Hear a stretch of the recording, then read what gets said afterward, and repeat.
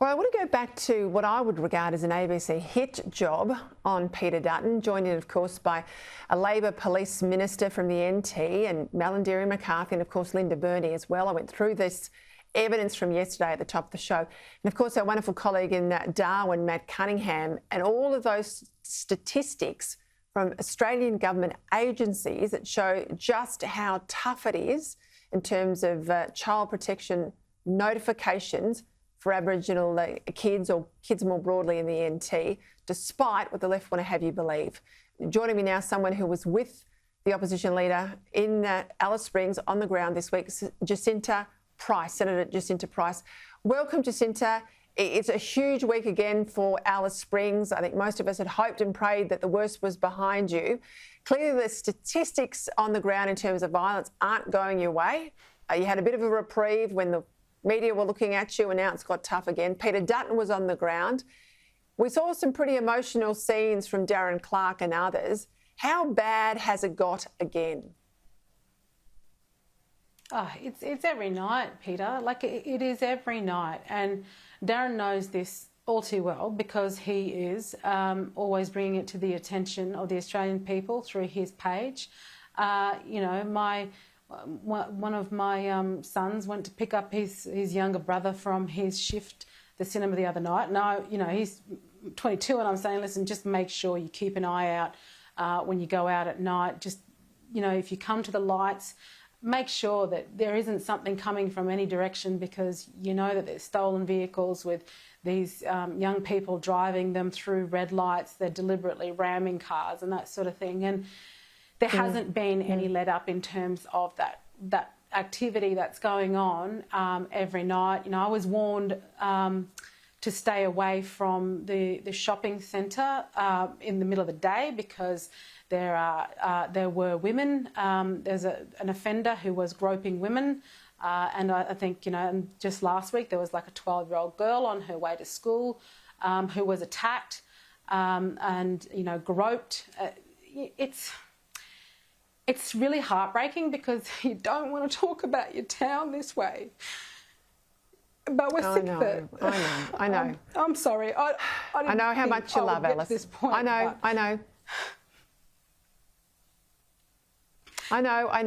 You were incredibly proud of your town.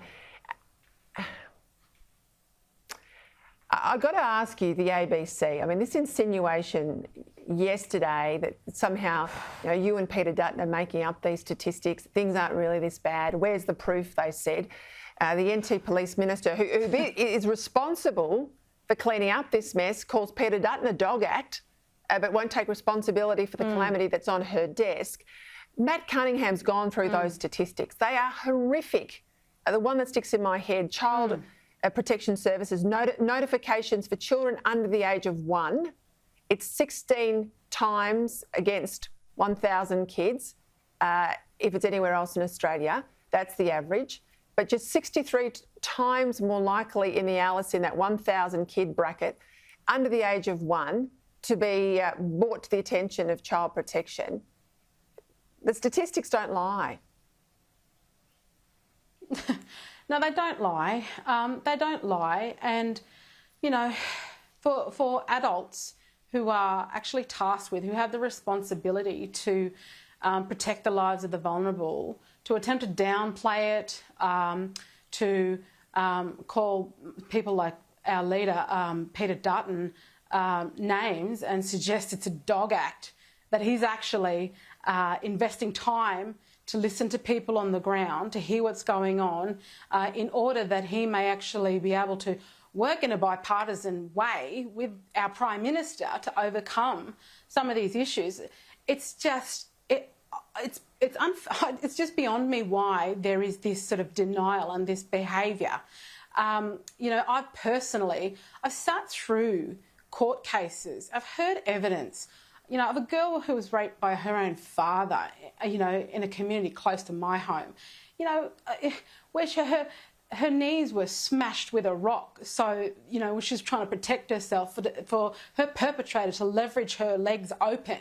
Like, when you know about this stuff and when you know that there's children as young as 2 years old with STIs, like, how the hell are we supposed to be the ones that are the horrible monsters in all of this when we're fighting with everything that we've got to try and protect these children? Why does the ABC want to vilify us? Why doesn't the ABC want to protect vulnerable Aboriginal children? Is it because they're Aboriginal that the ABC don't want to protect them? They don't want to be seen as racist if they in fact do their due diligence, become what they're supposed to be, which is investigative journalists amongst their ranks, and do the right thing and find out what's going on and pressure the bloody government to do the right thing by these kids.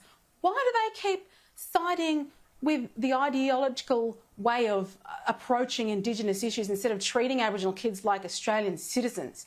You know, I don't get it. I just don't get it. I'll give you my theory, Jacinta. When Alice Springs blew up, I think the left looked at Alice Springs at the start of the year and said, aha, here's our case in point as to why we need a voice. Australia, this is why we need a voice. We can fix these things in Alice Springs. It became very clearly, I think you nailed it beautifully, when you said we don't need a voice, we just need Canberra to listen. We just need ears in Canberra, not a voice in Canberra. You know, what you were saying in your maiden speech, what your Labor counterpart said in her maiden speech, was everything you warned them not to do. They did it anyway, and you've got this calamity. I think part of the reason you're being shut down, you're getting this big hit from the ABC this week, is because what's happening in Alice Springs, I guess, makes the case as to why this voice is all about elites and not real people on the ground. I think this has become an inconvenient problem for the pro-voice lobby, and I think that's why you're under so much pressure.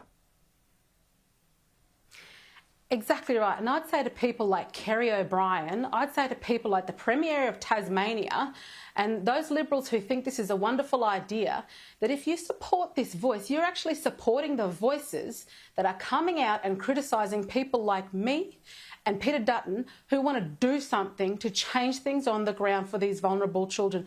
You will be empowering the voices that are trying to downplay the situation on the ground in places like Alice Springs.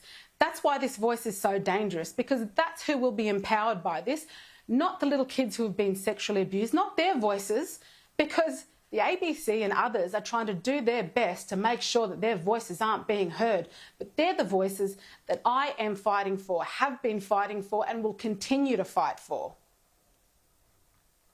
I know you're not going to tell me anyway, but please, I hope you've got the same messages coming into your phone that I'm getting on mine saying, please put Jacinta Price, Peter Dutton into the Shadow Minister's job vacated by Julie and Lisa. Please tell us you've got an open mind. Peter, I've got an open mind. That's all I can say. If it would mean that I could fight even harder for our most vulnerable. All right.